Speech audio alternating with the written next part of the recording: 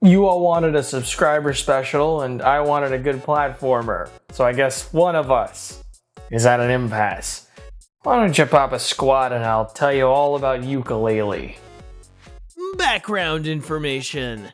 A bunch of ex-Rareware employees got together to bring back old-school platformers as Playtonic Games. The recipe for a rare platformer is simple. Make an animal duo, a bunch of collectibles, have an ice level, and you've got yourself the ingredients for a fun time. Unless the cook screws it up and serves it to you rare. Yeah, that's unfair. Look, I have been on a roller coaster of emotions over this game. First I loved it, then I found it flawed, then I hated it, and now I'm confused. We'll get there. As fickle as my general opinion on Yooka-Laylee is, it does do a substantial amount right. If you ask me, the paramount part of a platformer are its controls. Before platforms to jump on, before wacky jokes and googly eyes, if controls ain't tight, shit ain't right. Yooka-Laylee's controls are tight, kind of. At first, controlling Yooka feels loosey-goosey. He's got a floaty jump and a fast stride. That's intentional though. It's not that the controls are loose, it's that the characters are light. This isn't something I'm accustomed to in platformers. I'm used to playing as a giant bear or a fat Italian guy, but you'll find movement in Yooka-Laylee is accurate despite the lack of weight to your character. Gauging distance is easy. You always know how far away something is and whether or not you can reach it. In midair, you've got a good idea of where you're going to land and generally have enough time to adjust if you have to. And switching from one ability to another is snappy and allows for fluidity in your platforming. Some of the abilities you get don't expand your movement as a whole and mostly exist as power-ups for platform sequences, but the ones that do create a sense of growth that has you end the game feeling like a more capable acrobat than when you started. And that's not to say the power-ups or their challenges are lackluster. No, they're really fun. Most of the platforming challenges in Yooka-Laylee are well designed and genuinely entertaining to play through. Mostly bite-sized sequences that take up a minute or two, they're built around using those power-ups in different ways, combining them with your movement abilities and requiring more and more out of the player as their move list gets bigger and bigger. And the bosses? Well, a couple are absolute shit, but like half of them...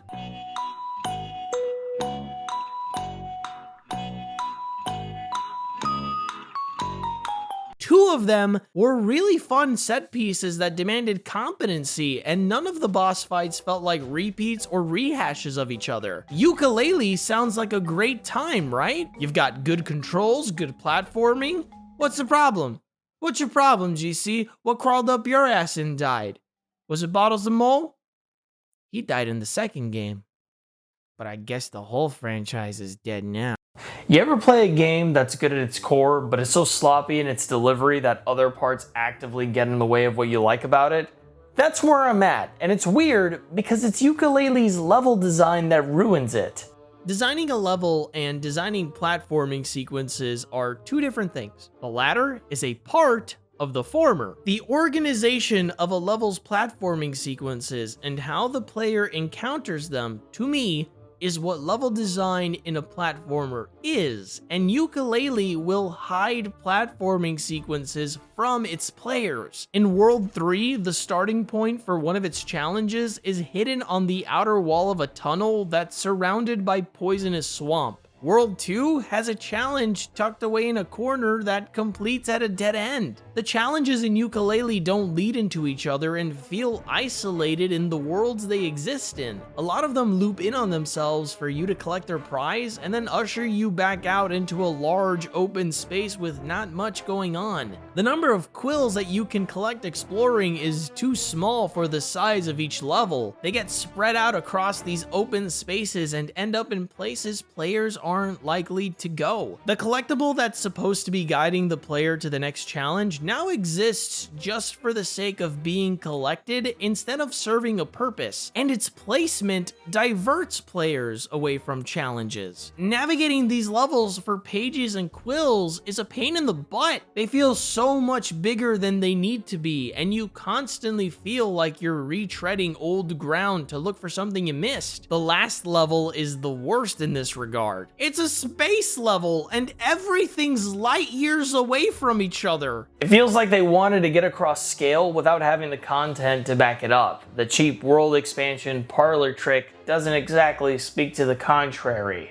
You technically have to unlock every world twice. The first time, you get an incomplete version of the world that's missing areas. The second time, the game calls it expansion. With enough pages, you can expand the world, and the missing parts of the map are added to the level. It's spun like this cool way of getting more content out of the game, but all it does is force you to leave the world you're playing just so you can jump right back in. And it looks bad. 1 or 2 levels pre-expansion appear to have had assets hastily deleted from it. This is not world expansion. This is having to take extra steps to play a completed, non-demo-esque level. There's this combination of padding and bloat all over Yooka-Laylee. It starts at world expansion, but gets worse the further in you play. Yet there's also a sense of incompleteness, as if something happened in production that forced them to leave a lot of what they had planned for these big maps out, and throw in a lot of crap that was faster to make instead. Now, the trivia quizzes don't bother me. There's a certain charm to playing through a level and then being asked about it. Yooka-Laylee innovates on the old quizzes of its predecessors by including questions specifically about the player's own experience. Which Ghost Rider did you find first in World 1? How many hours have you been playing for? Were you playing the game and paying attention to what you were doing? The quizzes and a lot of other challenges that don't directly involve platforming are fun in that way. Rextro's Arcade, Cardos' Minecart sections, both great. They're charming, they're a nice way to break up the gameplay, and kids love it. You know what kids don't like? Studying a room for 15 minutes to answer math problems. Picking up trash. Pachinko. Twice. Golf. The casino level is the best example of Yooka-Laylee's detriments. You have this really nice fountain at the center of the level where the boss fight takes place, and it looks great, but surrounding it are just big yellow blocks. Because when I think of a casino, I don't think of den lighting, or neon lights, or free cocktails as long as I'm gambling. I think of brightly lit giant yellow boxes. But there are slot machines. Oh boy, are there slot machines. Slot machines as far as the eye can see, and each one has the same objective. Ground pound at the right time. Ground pound at the right time. Ground pound at the right time. Ground pound at the right time. And pachinko. I'm not over this. Playtonic took the gambling machine nobody understands and put it in their game as a fun activity. It's a fucking meme. I refuse to believe meme was a planned decision. Either it was improvised or somebody there has a gambling addiction. Stop it. Get some help. The quality of Yooka-Laylee's gameplay can be so sporadic that you can come away from it frustrated even if you did enjoy a substantial amount of it. The funny thing is, there's an area in the game that highlights these problems by not having them. In World 2, there's an area called the Isometric Palace, where the camera assumes an isometric position. Ha! I saw what you did there, Playtonic, you cheeky bastards. That was good. The map becomes a set of connected rooms, each with its own platforming puzzle or minigame. This is my favorite part of Yooka-Laylee because it's a string of challenges. There's no downtime from one segment of gameplay to the next, and that makes any lackluster room easier to swallow. This is what the rest of Yooka-Laylee needed to feel like distilled to its most basic form. Kind of like how old Rare platformers used to be. Same as many people, the Banjo-Kazooie games are near and dear to my heart. They might have been the first games I've ever played. I even like Donkey Kong 64, and that game's not great. So when reviews started coming out and I saw quotes saying, "It's exactly like the old school platformers from back in the day," I was ecstatic for the same reason other people were let down. Then I played it. I started to prep a video for it. I had a couple of conversations with people who loved it. I read the reviews that people had written. And then I went back and I played Banjo-Kazooie and Banjo-Tooie. And it dawned on me that there's a strong possibility that nobody knows what a Rareware platformer is. Not even Playtonic. Because this is not a Rare revival or a relic of the old era. It's a crude replica of one. Let's go back in time. Let me present to you Banjo-Kazooie.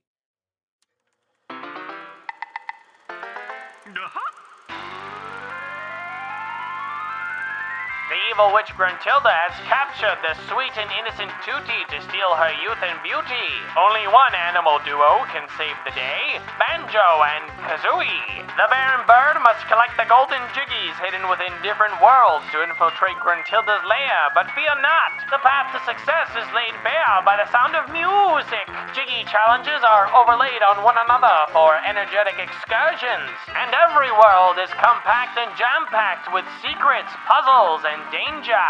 Can Banjo-Kazooie find it all and give that witch the trouncing of a lifetime? Find out, Dingleberry, in Banjo-Kazooie.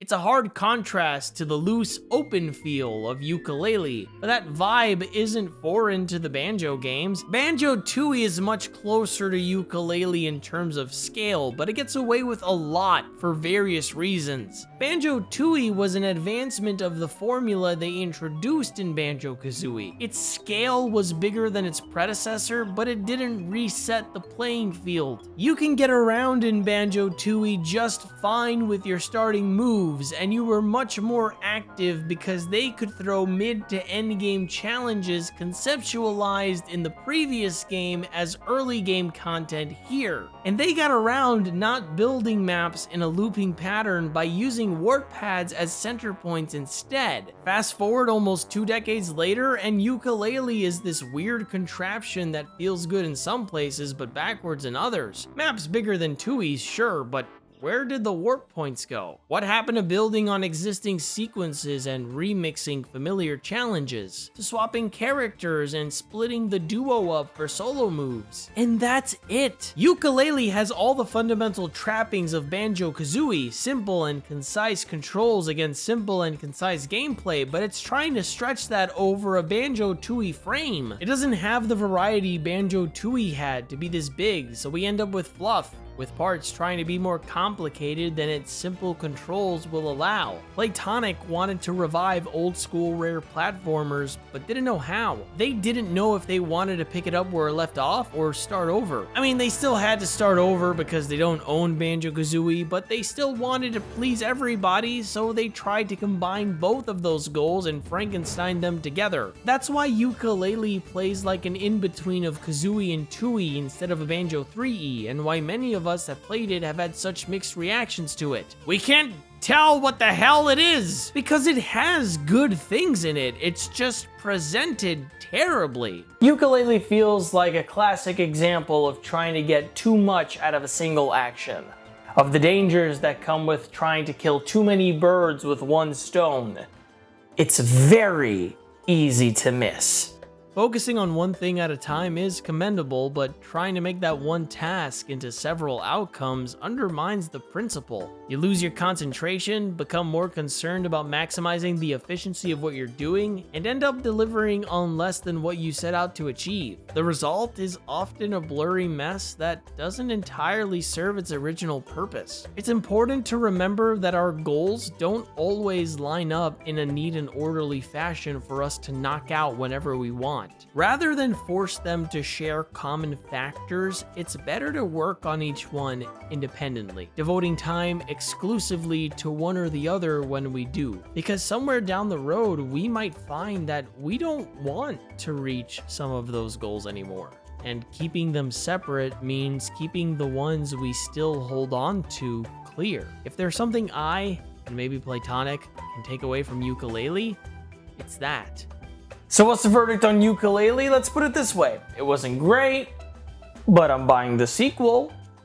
Yeah, even though I was frustrated by its level design more times than I can count, and disappointed it wasn't the clear vision for a new Rareware game I thought it would be, I'd be lying if I made this game out to be utter trash. It's definitely not on par with the Banjo games, but it definitely hasn't lost all of what made those games enjoyable. Yooka-Laylee is marred by many problems, but it has the fundamentals right. Playtonic, you have the fundamentals right. Now patch in some warp pads. I promise you, your game will be 100 times better with warp pads. Also, don't ever put a pachinko machine in your game ever again, please. Help. And that's all I've got today. Until next time, my name's GC. Remember that you are amazing, and keep on playing positive.